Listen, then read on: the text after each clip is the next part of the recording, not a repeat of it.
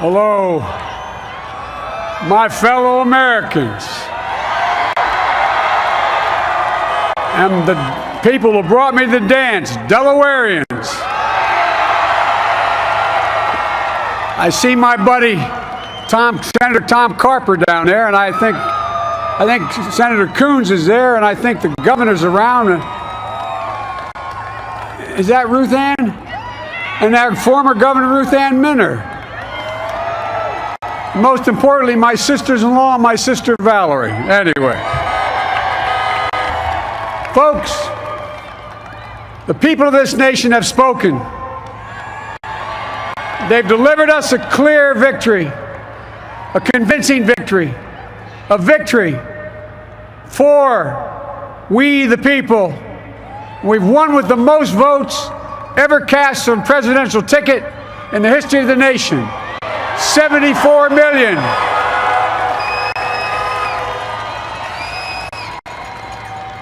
What I must admit has surprised me. Tonight, we're seeing all over this nation, all cities and all parts of the country, indeed across the world, an outpouring of joy, of hope, renewed faith in tomorrow, bring a better day. And I'm humbled by the trust and confidence you've placed in me.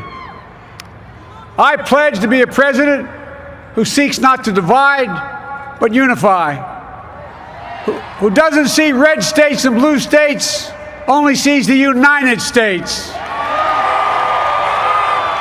And work with all my heart, with the confidence of the whole people, to win the confidence of all of you. And for that is what America, I believe, is about. It's about people. And that's what our administration will be all about. I sought this office to restore the soul of America, to rebuild the backbone of this nation, the middle class, and to make America respected around the world again, and to unite us here at home. It's the honor of my lifetime that so many millions of Americans have voted for that vision. And now, the work of making that vision is real. It's a task, the task of our time. Folks, as I said many times before, I'm Jill's husband. And I would not be here without her love and tireless support of Jill and my son Hunter and Ashley, my daughter, and all our grandchildren and their spouses and all our family. They're my heart. Jill's a mom, a military mom, an educator, and she has dedicated her life to education. But teaching isn't just what she does, it's who she is. For American educators, this is a great day for y'all. You're going to have one of your own in the White House. And Jill's going to make a great First Lady. I'm so proud of her.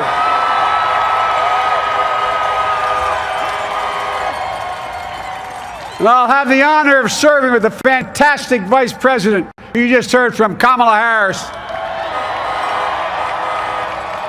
who makes history as the first woman, first black woman, the first woman from South Asian descent, the first daughter of an immigrant ever elected in this country. Don't tell me it's not possible in the United States. It's long overdue. And we're reminded tonight of those who fought so hard for so many years to make this happen. But once again, America's bent the arc of the moral universe more toward justice. Kamala, Doug, like it or not, your family, you become an honorary Biden, there's no way out. To all those of you who volunteered and worked the polls in the middle of this pandemic, local elected officials, you deserve a special thanks from the entire nation. And to my campaign team and all the volunteers and all who gave so much of themselves to make this moment possible, I owe you. I owe you. I owe you everything. And to all those who supported us, I'm proud of the campaign we built and ran. I'm proud of the coalition we put together, the broadest and most diverse coalition in history. Democrats, Republicans, Independents, progressives, moderates, conservatives, young, old, urban, suburban, rural, gay, straight, transgender, white, Latino, Asian, Native American.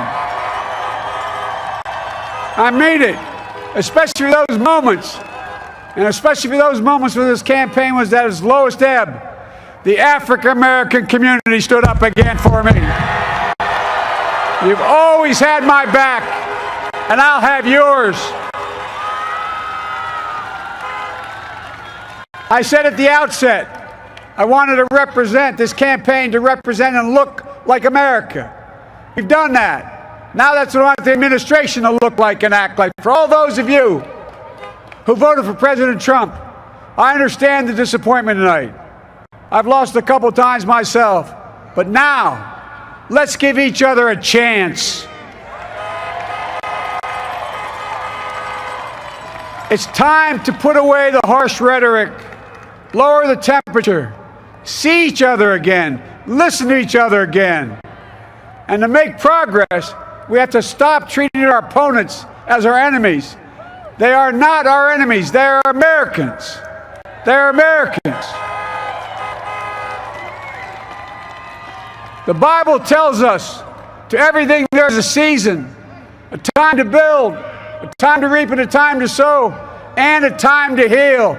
This is the time to heal in America.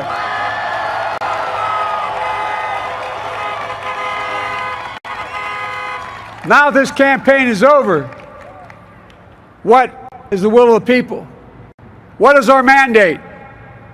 I believe it's this. Americans have called upon us to marshal the forces of decency, the forces of fairness, to marshal the forces of science and the forces of hope in the great battles of our time. The battle to control the virus, the battle to build prosperity, the battle to secure your family's health care, the battle to achieve racial justice and root out systemic racism in this country, and the battle to save our planet by getting climate under control,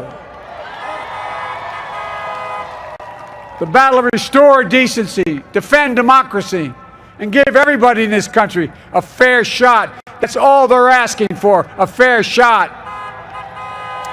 Folks, our work begins with getting COVID under control. We cannot repair the economy, restore our vitality, or relish life's most precious moments, hugging our grandchildren, our children, our birthdays, weddings, graduations, all the moments that matter most to us until we get it under control. On Monday, I will name a group of leading scientists and experts as transition advisors to help take the Biden-Harris COVID plan and convert it into an action blueprint that will start on January the 20th, 2021. That plan will be built on bedrock science. It will be constructed out of compassion, empathy, and concern. I will spare no effort, none, or any commitment to turn around this pandemic. Folks, I'm a proud Democrat, but I will govern as an American president. I'll work as hard for those who didn't vote for me as those who did. Let this grim era of demonization in America begin to end here and now. The refusal of Democrats and Republicans to cooperate with one another, it's not some mysterious force beyond our control. It's a decision, a choice we make. And if we can decide not to cooperate, then we can decide to cooperate. And I believe that this is part of the mandate given to us from the American people. They want us to cooperate in their interest. And that's the choice I'll make. And I'll call on Congress, Democrats and Republicans alike, to make that choice with me. The American story is about slow yet steadily widening the opportunities in America. And make no mistake, too many dreams have been deferred for too long. We must make the promises of the country real for everybody, no matter their race, their ethnicity, their faith, their identity, or their disability. Folks, America has always been shaped by inflection points, by moments in time where we've made hard decisions about who we are and what we want to be. Lincoln in 1860, coming to save the Union. FDR in 1932, promising a beleaguered country a new deal. JFK in 1960, pledging a new frontier. And 12 years ago, when Barack Obama made history, he told us, yes, we can. Well, folks, we stand at an inflection point. We have an opportunity to defeat despair, to build a nation of prosperity and purpose. We can do it. I know we can. I've long talked about the battle for the soul of America. We must restore the soul of America. Our nation is shaped by the constant battle between our better angels and our darkest impulses. And what presidents say in this battle matters. It's time for our better angels to prevail. Tonight, the whole world is watching America. And I believe at our best, America is a beacon for the globe. We will lead not only by the example of our power, but by the power of our example. I've always believed, and many of you heard me say it, I've always believed we can define America in one word: possibilities. That in America, everyone should be given an opportunity to go as far as their dreams and God-given ability will take them. You see, I believe in the possibilities of this country. We're always looking ahead to an America that's freer and more just, ahead to an America that creates jobs with dignity and respect, ahead of America that cures diseases like cancer and Alzheimer's, ahead to an America that never leaves anyone behind, ahead of America that never gives up, never gives in. This is a great nation. It's always been a bad bet to bet against America. We're good people. This is the United States of America, and there's never been anything we've been not able to do when we've done it together. Folks, in the last days of the campaign, I began thinking about a hymn that means a lot to me and my family, particularly my deceased son, Bo. It captures the faith that sustains me and which I believe sustains America. And I hope it can provide some comfort and solace the 230,000 Americans who've lost a loved one to this terrible virus this year. My heart goes out to each and every one of you. Hopefully this hymn gives you solace as well. And it goes like this: and he will raise you up on eagle's wings, bear you on the breath of dawn, and make you to shine like the sun, and hold you in the palm of his hand. And now together, on eagle's wings, we embark on the work that God and history have called upon us to do. With full hearts and steady hands, with faith in America and in each other, with love of country, a thirst for justice, let us be the nation that we know we can be. A nation united, a nation strengthened, a nation healed. The United States of America, ladies and gentlemen, there's never been anything we've tried we've not been able to do. So remember, as our grandpapa used to say when I walked out of his home when I was a kid up in Scranton, he said, "Joey, keep the faith." And our grandmother, when she was alive, she yelled, "No, Joey, spread it. Spread the faith." God love you all. May God bless America, and may God protect our troops. Thank you, thank you, thank you.